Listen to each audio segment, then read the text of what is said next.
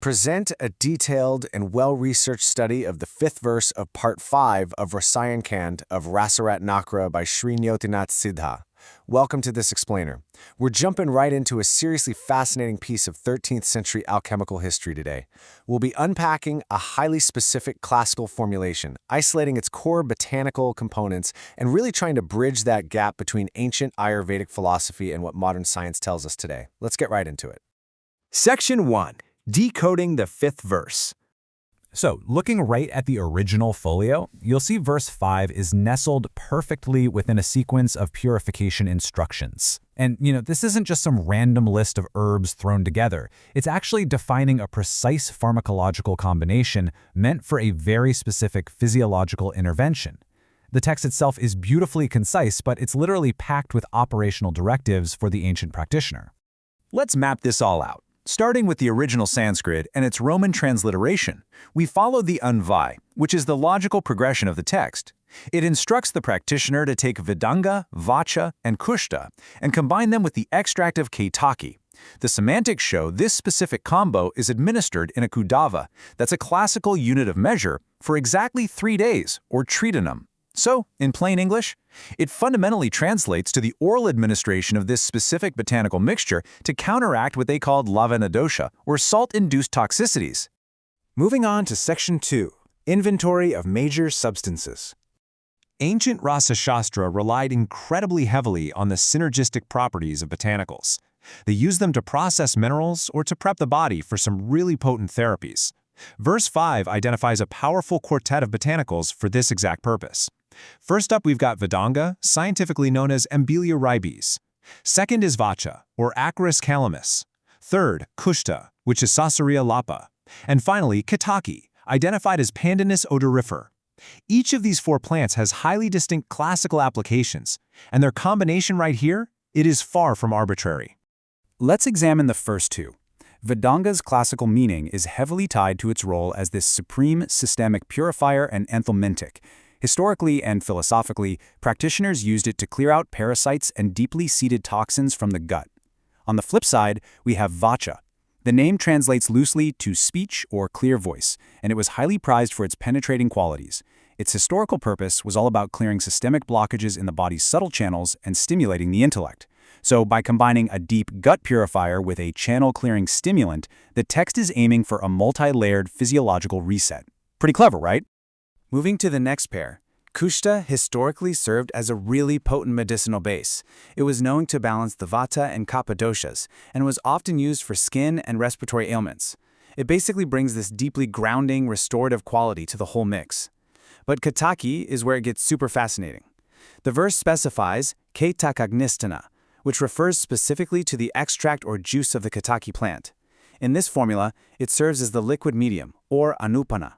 Its philosophical purpose was to provide a solvent that didn't just extract the active principles of the other 3 dry herbs, but also added its own synergistic, cooling properties to balance out the heat of herbs like Vacha. Okay, Section 3. Classical Processing and Formulas. Having isolated the ingredients, we need to understand exactly what this 13th century process was actually aiming to achieve in the human body. The crucial point here is the intended outcome, which is explicitly stated in the verse as lavana doshaharam. Now, this is a fascinating historical Ayurvedic concept. It refers to the elimination of bodily defects or toxicities caused by an excess intake of salts or deep metabolic imbalances that mimic salt toxicity. The historical belief at the time was that this specific herbal matrix acted like a chemical neutralizer, literally binding to and flushing out these accumulated defects from the body's tissues. The text outlines a really strict regimen for this process. Step 1. Compounding the dried powders of Vedanga, Vacha, and Kushta. Step 2. Thoroughly mixing or triturating them with the fresh extract of Ketaki. And Step 3. Oral administration for exactly 3 days, tridanan pebet, in the specified dosage of 1 Kudava. Now I want to emphasize, it is absolutely vital to view this strictly as a historical practice and a classical belief system, not as a modern experimental guide.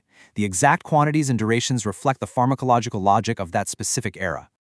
Moving right along to Section 4, Cross-References in Texts.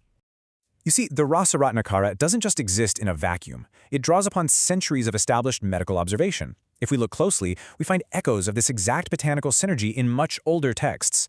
The foundational principles of using Vedanga for purification, those are deeply rooted in the Charak Samhita.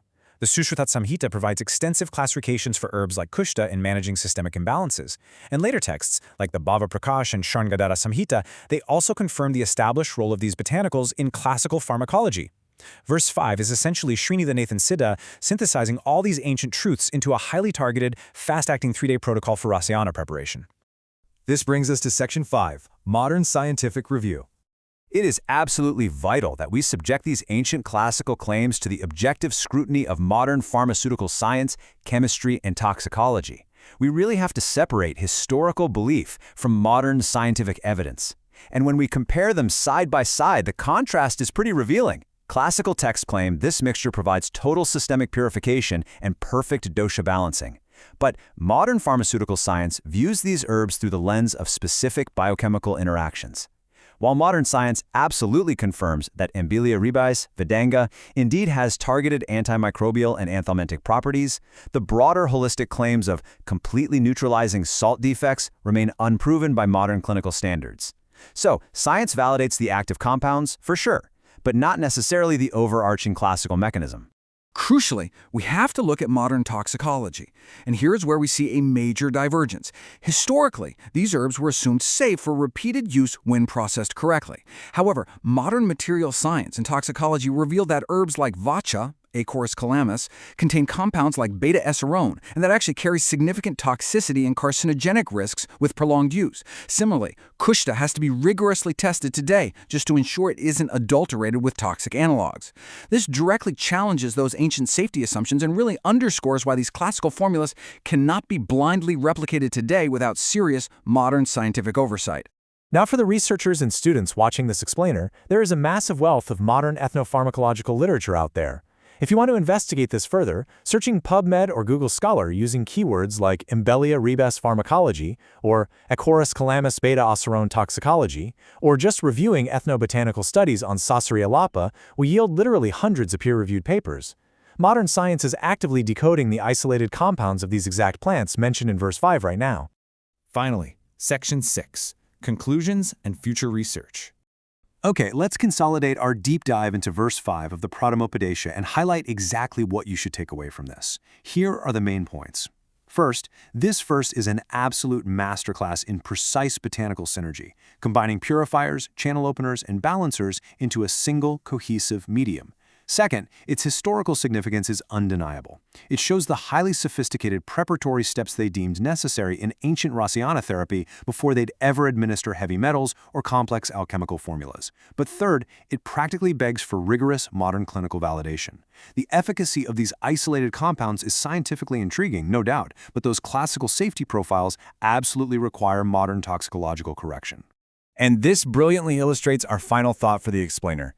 If a 13th century text like the Rasaratnakara could identify such incredibly specific, targeted plant synergies, what other pharmacological blueprints are hiding right now in the untranslated folios of Rasa Shastra? Seriously, what other ancient chemical secrets are still just waiting to be decoded by modern science? Thank you so much for joining me on this deep dive into historical pharmacology. Keep questioning and keep learning.